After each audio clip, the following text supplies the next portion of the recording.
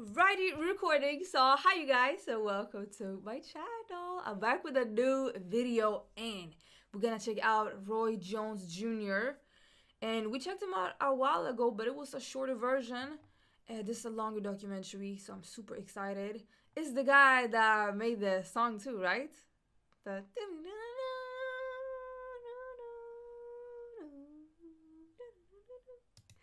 can't be touched. Anyways, I'm sorry. Let me know it's him, right? We're gonna check out though a video, Impossible Speed, Roy Jones Jr. Captain Hook, from Joseph Vincent, doing excellent videos. I'm gonna stop talking. I'm sorry. Let's get straight into the video. Let's go. Are you ready?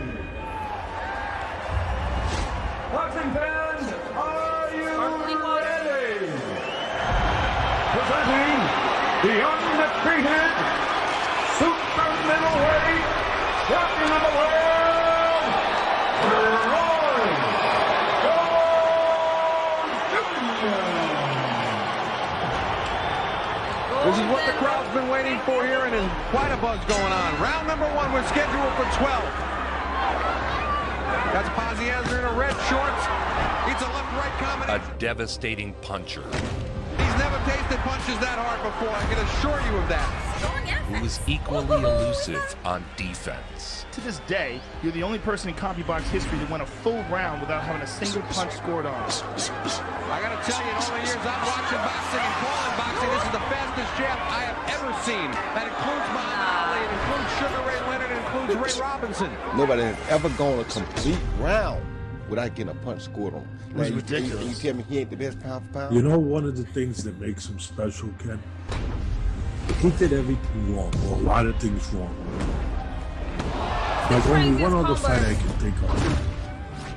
Muhammad Ali. He could drop his hands, pull back, but because of his speed, his power, his timing, his reflexes, because of that, he could make wrong right. I got goosebumps already. Shit. Jones grew up in Pensacola. You started training at what, around age 10? Yeah.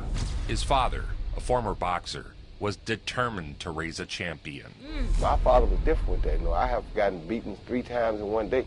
I have marks on my arms now that are from beatings that I got when I was a kid. But you don't hold the beatings against him? Like, why would you do that? I don't hold the beatings because the beatings did teach me some things. Roy, you won the Golden Glove in 1986 at 138 pounds. And then the next year you win at 156. The South Korean Olympics were a stage for Roy to announce his arrival. He was the heavy favorite, and he did not disappoint. And Roy Jones gets to begin with a beautiful left hook. That is a cracker of a punch. Go up through the ranks and you go to the 88 Olympics. He ran through the competition, not losing a single round during the entirety of the Olympics. Well, this is the finals for the gold medal. You had gone through all the other fighters, didn't even lose a round. In the gold medal fight against a Korean fighter. And again, finishing off with the left hook. Roy outlanded his opponent 3-1. Roy Jones building up a tremendous lead and should be 15 seconds away from the goal. Roy Jones Jr. stepped into the ring and before all the world won an Olympic gold medal. Except, of course, that he didn't. Well, he got the gold medal, clear. And then you see the decision, you jaw That's one drop. thing, like I don't like when people beat their kids, but like his dad seemed to be very involved in his life, and it was a different time. Discipline is so crucial for you to end up, you know, it's important. And Roy Jones dad was of with him, Pensacola, so, Florida. you know, Well, if he doesn't people win the have goal that in off their this, life. then I think there's something rotten in Korea, because that is absolutely one of the most dominant things I've The seen. winner is on point 3-2 in the blue corner. What? Well, there it is. Even he was shocked. He's like, I won. Mark C. Hahn has stolen the What? That was terrible. That was one of the worst Olympic decisions What? I've ever seen in my life. I got Maybe chills the now, worst. bro. All 3 judges would receive lifetime bans from the sport. Whoa. Roy was never given justice for his lost gold. What? Not even all these years later. Nobody to this day has come back and tried to fix it. In one of the great robberies, injustices, or farces in sports history, Jones was denied the medal in what was later revealed to be a fix. In one way, it made people really root for you. It was a blessing in disguise. The controversy turned Roy into a sympathetic hero for That's Dapper Dan? He got the Dapper Dan suit on? The tracksuit? What? boxing fans. As a result, he was a star before he fought his first professional match. From the atrocity of 1988, when in Seoul, South Korea, the brilliant Roy Jones fought his way to an apparent gold medal, but left without one. Disgusting. So disgusting. Roy Jones Jr. was, to me, the most dominant fighter I ever saw. You know who got the gold. You know. Jones has extremely fast reflexes. He just has a sense of where to throw punches.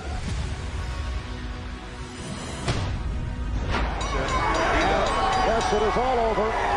Randy Newman stopping the bout, and the final minute Of 2 wins, no defeat, both wins by knockout. Here is Roy Jones Jr.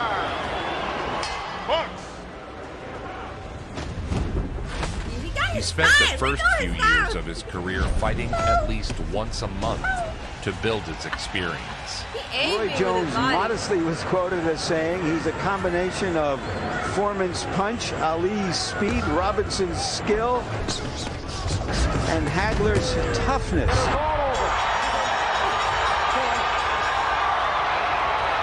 Roy Jones has stopped Ron Anderson. Did boxing at that point in time seem easy to you? Boxing was easy to me.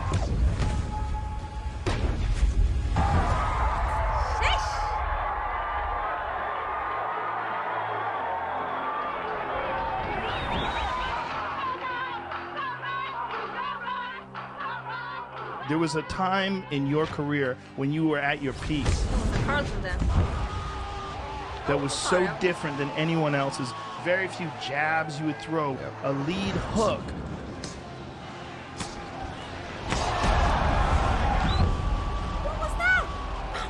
His matches quickly became events in Pensacola. Party.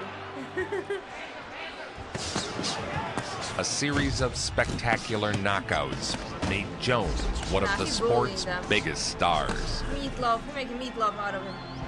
Ref, he's gonna end. He was so fast that the hook took it here, and before he could get back, the right took it here too. Impossible almost. Drawing huge crowds and rabid fans. Roy Jones Jr. was universally considered the best pound-for-pound fighter in the world. Okay, now let's go to the biggest punch you ever delivered. Who was it? It was a guy named Art Sawano. It was in Reno, Nevada. Oh, boy. Very first round.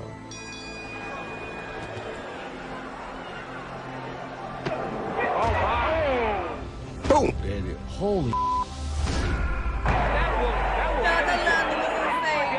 Yeah, look at that. Oh, my God. He had a seizure. Oh, my. Oh, my God. And I'll tell you what, for Art Serrano, that was a devastating right hand to get hit with. Celebrities were turning up at every Jones fight, like Gene Hackman. I produce feature motion pictures. No TV. And Bill Cosby. Well, this is awkward. 15-0 with 15 knockouts. He basically disappeared from public view, but he said he now wants to make his move. Roy's physical gifts were unlike any other. He's quick enough to go there without even taking the jab. I never thought I would ever hear you say of a fighter that he doesn't need a jab. All the while, his relationship with his father was eroding. When you're a kid and a grown-up is beating you that bad, of course you're afraid. But once you get a certain age, you say, okay, now it's time to fight back. And then when I got to that age, it was like, okay, that's enough. No, I'll take it. I got so much chills. Makes me think of, just myself growing up and yeah, it's just, I'm torn because his father is so important to have a dad that's there for you and, you know, teach you, you know, prepare you for the future and stuff. But to get yourself beaten black and blue, he said discipline and stuff, but it's also causing a lot of trauma. I ain't taking too much. He threw about 4 left hooks in less than a second there, George. Oh, what a left hook inside by Jones landed a Bullies, they gotta learn the hard way. Okay, I don't, but some sniper shot to the body. Glenn Wilkes had a concrete jaw.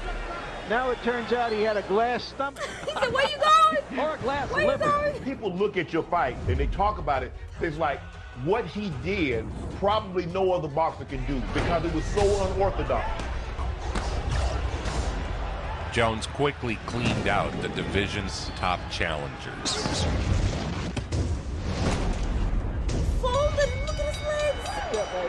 So referee Tony Orlando calls a halt. The time had come for Roy to contend for the IBF middleweight title. He'd face off against the executioner, Bernard Hopkins. Roy Jones Jr. as he guns for his first world championship against Bernard Hopkins for the vacant IBF middleweight crown. And there is the executioner symbol that accompanies Bernard Hopkins. And here is the man many regard as the middleweight of the 90s, Roy Jones Jr. Again, he mentioned he's like lightning. Or does Hopkins have it to risk? Bernard Hopkins tried, but he never was in the fight offensively, in my opinion. Bernard Hopkins is arguably the greatest middleweight, and you carried him. Right cross lands solid. Jones won a unanimous decision. Hey, Jones Jr. He was now a world champion. Jones returned home to tremendous fanfare. He donated time and money to the Pensacola community. Round 2 underway. And interestingly, only 18 of Jones' 96 punches in round. Step forward. The tippy toe ahead. Oh, and down goes Tate. Wow. It was an inside left. He's on the corner ropes. That's it. Roy Jones Jr. puts back on that IBF middleweight championship belt. His first title defense was awesome.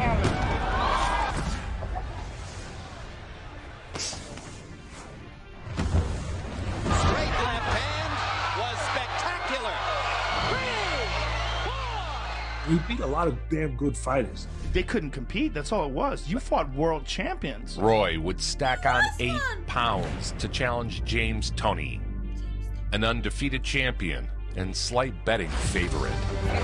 Rarely in the sport of boxing do 2 undefeated champions, 2 superb athletes, 2 warriors in the prime of their careers come together to face one another for the championship of the world. One of the marks of what a great fight this is that so many people in the sport don't seem to have a real handle, Gil's one of them, on exactly what is going to happen once that first bell sounds. I remember when you fought James Toney, and that was a big fight because James Toney was in his prime and you were in your prime. Many pundits still wondered if Roy Jones was for real. We don't know up to this second whether he's a superstar or a fraud. We do know about James Toney. He's a bull. Jones was so OP up until this moment that they couldn't believe their own eyes. The designation there, former IBF middleweight champion. He gave up that championship, Larry, for the right to come up 8 pounds and challenge for James Toney's super middleweight title. So many people, the boxing aficionados, if you will, split down the middle almost in terms of who will win this fight because Roy Jones is such an unknown commodity. He got it up there, though. We're trying to tease him. Physical Get and him, mental. Get him, get him. I mean, he makes Toney miss, and he's so quick countering. Get out the rope, get out. Showboating by Jones. You tempt fate, I think. Gotcha! And, again, you caught him with that leaping left hook, man, that crazy left hook, and dropped him. Left hook, and down goes Toney. The punching stats told a tale of complete domination by Jones. Against a man regarded by many as the most skilled champion in the sport. Another left hook by Jones. James Toney was a if I'm not mistaken, a 2-division champ, and you carried him. Lightning fast reflexes allowed him to avoid incoming jabs with head movement. Crazy. Roy Jones has been every bit as dominant as he was that day in Korea so long ago. Winner by unanimous decision, and new super middleweight champion of the world, Roy That's so much news going together. I'm trying to say He was now the super middleweight champion of the world. You beat him unanimously. 12 rounds. I mean, you just basically carried the whole fight. When you beat James Toney like that, I think a lot of people had to go, whoa, like he can do this to an elite, top of the food chain world champion. Now, it's got to be difficult to focus on this fight in the same manner in which you focused on James Toney and made Toney look absolutely pathetic in winning by decision. Big right hand by Roy Jones. Another right hand by Roy Jones. And down goes Bird. Down goes Bird. Knocked him out in 1 round. Roy Jones' talent is so overwhelming that he's already being compared to some of the greatest names in the history of the sport. Muhammad Ali, the 2 Sugar Rays, various others. Roy Jones had become an icon in Florida, frequently foregoing bigger paydays in Vegas. Roy chose to fight many of his fights in front of his hometown, and the fans loved him for it. The best fighter in the world today. Ladies and gentlemen, presenting the undefeated super middleweight champion of the world, Roy Jones Jr. I remember when your fights were basically executions. There was some years, man, where you would just like see how is this guy going to survive and how long. That's it.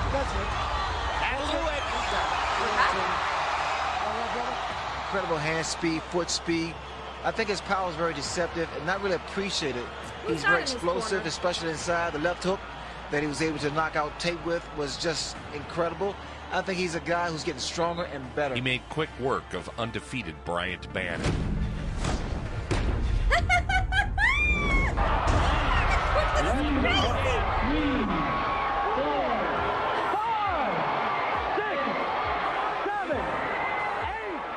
In his fights, Jim, he's one of the best finishers I've ever seen in boxing. He's a real mean guy in there. You want to ask again who's the best fighter in the world? On the best shows, The Wire, they say you come at the king, you best not miss. Not miss. He's gonna eat you out. When he was a middleweight and a light heavyweight, he was pretty damn special. Jones faced off with undefeated Montel Griffin. He is undefeated in 26 professional bouts. Montel Ice Griffin. He is rated by the Bible of Boxing, Ring Magazine, as the world's best pound-for-pound fighter, Roy Jones Jr. Jones made Griffin look average. And Griffin is hurt. Question about it. Griffin is hurt. Jones looking to finish. Griffin wobbling a little bit. Then, when he dropped him in the ninth, And Jones lands 2 punches after Griffin's knee was on the canvas. the late hits would cause Jones to be disqualified. That was a foul. It was a definite foul. Harold Letterman wants the rule. Jim, in my mind, there is absolutely no question that Tony Perez had just cause to disqualify Roy Jones Jr. Disqualifies the red corner, the winner and new WBC light heavyweight champion of the world, Montel Ice Griffin. He had suffered the first defeat of his career by way of DQ. I honestly believe he faked it. Now you watch Montel Griffin after he got hit with that hook. He looked up at Perez and then went down on his face. I don't care what it takes, just get him on the other side of the ring so I can prove to the world that he cannot beat me. He was down on his knee? Everybody, get on your feet, get on your right now, Jones Jr. Y'all must have forgot. Jones wasn't looking to just win. He wanted to destroy Griffin. Thunderdome style.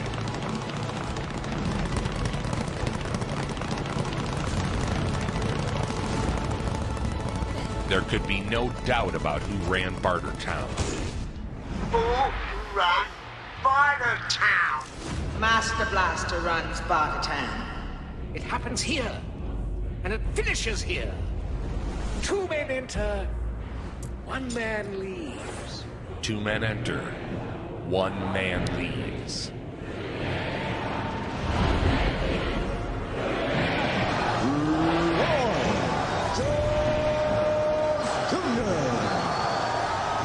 Jones was ready to wash the result of the first fight away. It took just 1 round. Don't say it. We wanted to watch it. Let me tell you, that first left hook hurt Griffin. And so does the second one. Oh, Nick, through the hole. No, this is crazy. And Mercanti calls it a knockdown. It's very apparent that Jones is coming out stronger this time. Jones is looking for a first round knockout. He's not trying to set anything up with the jab.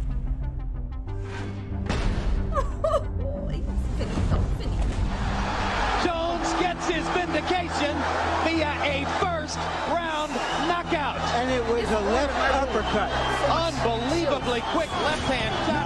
Four-time world champion, and once again the WBC heavyweight champion of the world, Roy Jones Jr.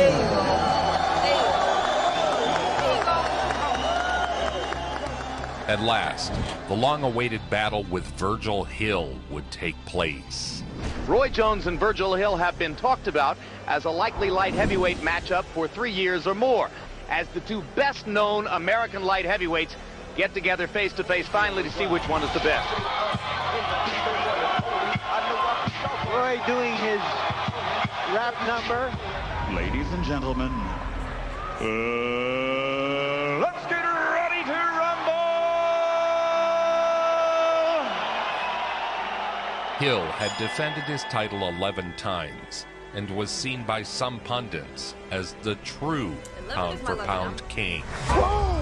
I saw you knock a guy out with a rib shot, and I said that to you a second ago, and you said Virgil Hill. Right to the body, down. Unheard of. Unheard of. And Unheard the of. fight. First time Virgil Hill's ever been knocked out. Roy Jones did it with a right hand to the body. I've seen it all. Not many guys knock guys out with body shots. I do, but not many do. Here we go again. And you don't even think it hurt when you punch it with that kind of power. It happens so quickly. It takes a moment for you before your legs tell you, hey, you're down. And Johnson goes straight on to the seat of his pants.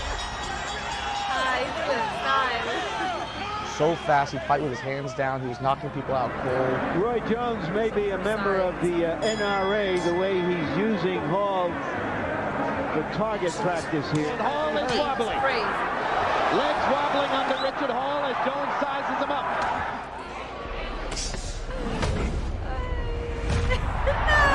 Now he puts power behind the right hand. I mean, when you look back at your career, not only were you winning fights, you were dominating. RJ hammers Hall with a straight right. Then he casually walks around behind Hall and follows up with a blistering left hook. You know, it's been a sensational performance or exhibition by Roy Jones. Unexpected little.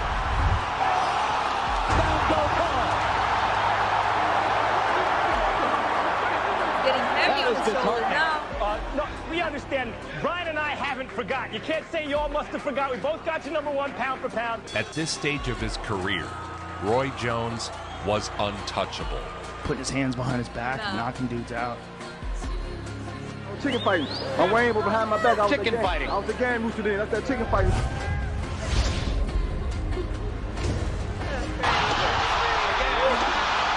Once again, third knockdown of the night.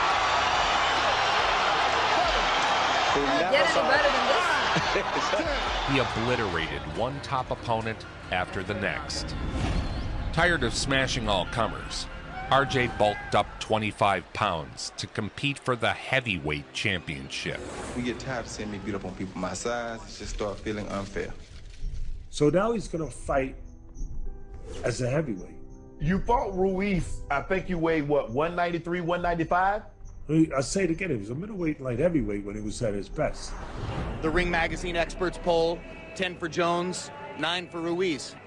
Of the 9 who picked Ruiz, 5 or 6 of them don't think Jones has a prayer in the world of winning the fight. I've never seen that before. Winning the heavyweight title would be a feat.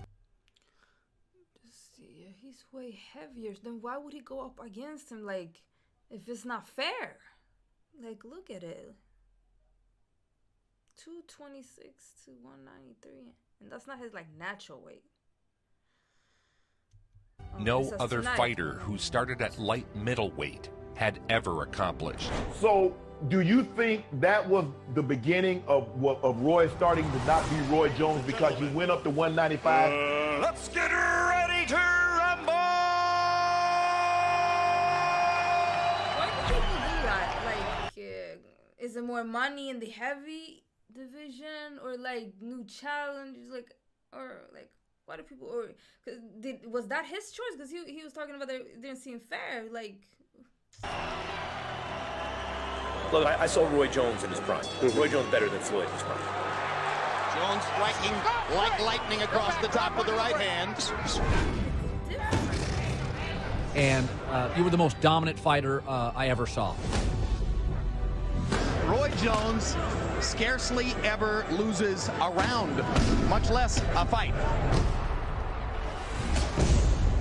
I gotta tell you something, Jim. He's making his fight look so easy. I don't know. Standing in the middle of the ring, getting off first constantly. Now he's landing combinations.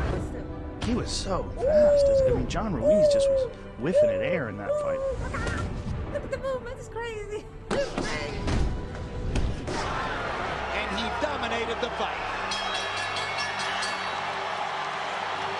Joining boxing's elite, the new WBA heavyweight champion of the world, Roy Jones. What's everyone else? Just like, be quiet. The win was one for the ages. Now Jones would shed 25 pounds and return to light heavyweight. It was very important to me that I went back down, so many. shred the weight back off, and recapture the light heavyweight title.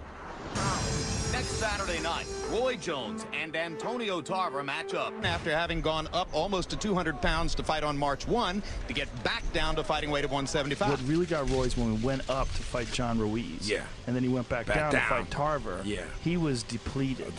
And I had to cut the muscle. That's when it began. That's when the demise began. Because I cut muscle. I cut 25 pounds of muscle off. Has there been enough time since the weigh-in for you to rehydrate and regain your strength after taking off so much weight? The weight cut down to 175 must have been brutal. He lost all his muscle tone. Yeah.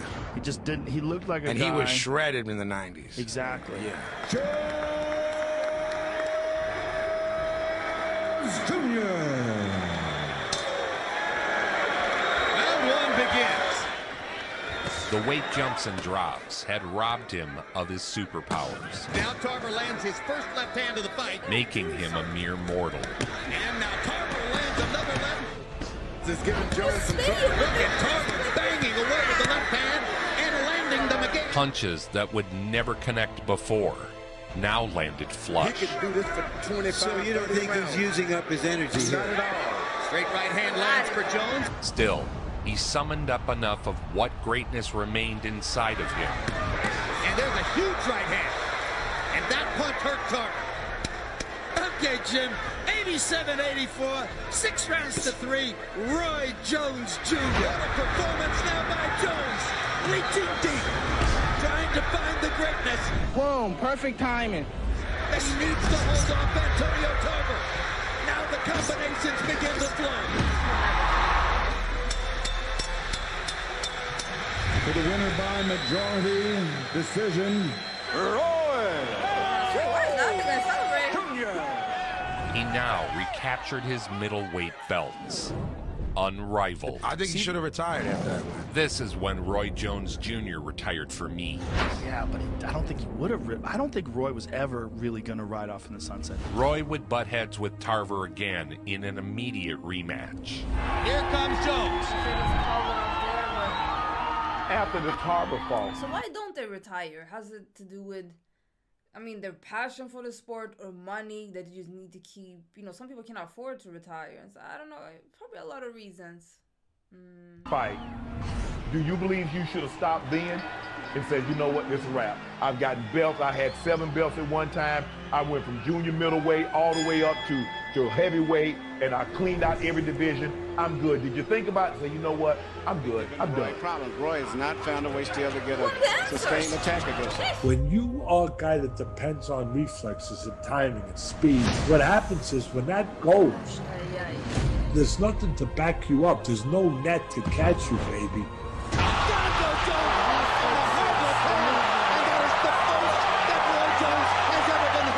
And the invincible Roy Jones Jr.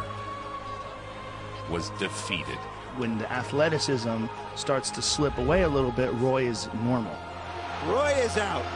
And Roy may be out of boxing. Roy was technically awful. He just had such reflexes. Yeah. When they went, that's when he got melted. He didn't jab. No, he didn't do anything right, Threw a bro. left hook, a lead left hook. A lead left hook with rights from weird angles. Yeah. And it worked because his reflexes were superhuman. He was Superman. Roy immediately took another title fight against Glenn Johnson. That's the point. He's not getting treated with the kind of respect that he has commanded throughout his career. Also, the Glenn Johnson fight was a scary knockout. Yeah, he was on Queer Street. Yeah, well, he was just flatlined and astral traveling. And he's on the canvas again for the second time in 2 fights. And for the second time in 2 fights, he's not going to get up. And he's been knocked out again. Will we ever see Roy Jones in the ring again? Not the one you're used to seeing. It was sad to watch. It was. It was. That was. I thought that was going to be the end. Roy still didn't retire. In fact, he would fight for 15 more years. He'd win some and lose some. But in his prime, he was arguably the best to ever do it. You were fighter of the decade. But over a 10-year span, Roy Jones Jr. was voted the best fighter of the decade of the 90s. Y'all must have forgot. Unfairly, his refusal to retire and keep fighting is held against him in rankings.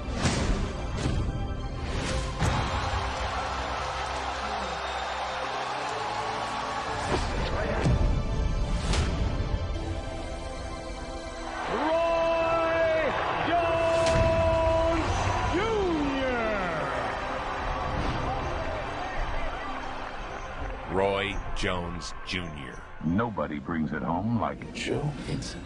Nobody. There gotta be more reasons to things. We just might not know them, or maybe you guys have more information about it. But what a career, but also what a life. Me personally, I can separate a person's craft, what they're good at, and I can appreciate that, and don't care about their personal life. They might be a terrible person, but they're so good at what they're doing, and I appreciate that. Some people cannot separate those things, and I understand why. But it's also nice to know someone's background. It could be inspirational motivational and interesting to see someone's journey, how they started off and what they managed to make out of that, and help a lot of people, be relatable. Like even here, like I don't know why I said I was torn, because I believe that you can create and be a great person without getting beaten and traumatized and abused. That's what it is. It's abusive tools that people use, because that's might be what they only know. In his case, his father, he might have gotten beaten himself, and that's not an excuse, but it's reasons. And some people, I would say majority of people cannot break patterns. If they get beat, if they grew up getting beaten, they're gonna beat their kids. Like a lot of people cannot cut like the bad circle, like bad things in generations. When it comes to abuse, drug abuse, just patterns. But Roy Jones, he seemed like a kind person in his personal life. I don't know him, but I hope that he could break bad patterns. And yeah, I'm not trying to ramble. It's just that when like kids and teens, like those years, we all been there, and you're so vulnerable. Very crucial years, like the childhood and teens, and a lot of people get just, how do you say, treated badly, don't have a great upbringing, and the things that happen there, you're gonna have to carry with that your whole life, and that's gonna affect you, where you end up, who you are as a person and stuff. And that's, again, some people cannot break bad habits. So it's either, if you had a tough childhood, it's either gonna go one way or the other. Some people cannot handle that and, you know, continue this bad tradition, culture, habits. And some people manage to just say, like, I don't want to be that. I don't want to be any of that. It's like me. I grew up around a lot of violence and addiction and stuff like that. I feel like that's why I never got into any of that. Because I always heard, like, oh, just wait till you grew up. You're going to end up like this and that. And I was always like, nah, I don't want to be any of that. So I feel like that's why I never did any drugs. I barely drink. I had never been to a club or anything. Like, I just don't want to be around that environment that, for me, my own experiences have been very violent and bad for you. And I just don't. It's different though from person to person. Like I said, it could go one way or another. But yeah, it seemed like he managed to get something good out of it. I just feel like it's very wrong when people say, like, oh, I have no regrets. This happened. I'm glad that everything happened in my life, because that's I turned out so good at the end. I feel like that's a coping mechanism. But I can admit, no, there's regrets. Those things didn't need to happen for me to be great. I could have been better mentally and still be great at what I do without that trauma. But the trauma might have made it harder, or, you know, or some people can use that as a boost. But I feel like people using that a lot as, you know, excuse, because they cannot change it. And things that you cannot change or forget or anything, just trying to find a reason that it was meant to be like that. Like, no. I feel like it's okay to admit things that shouldn't be that way. It was wrong. And it didn't need to be like that for you to be a good at whatever. But he said that, though, in the beginning, when he was with his father, you know, and things, he shared his personal life. He's like, yeah, but like that made me even more this and that. Of course he had to say that, because he was with his dad at that point. But when they separated and split up, he didn't talk the way he did when he was with him. And that says a lot, I think. That was the truth at the end. But anyways, I will stop rambling. My bad, you guys. Hope you enjoyed this video. Share your opinion down below if you agree or disagree. I don't mind having people disagree with me. I can handle that. But yeah, hope you enjoyed it, and I will see you in another video. I will stop talking now. Bye.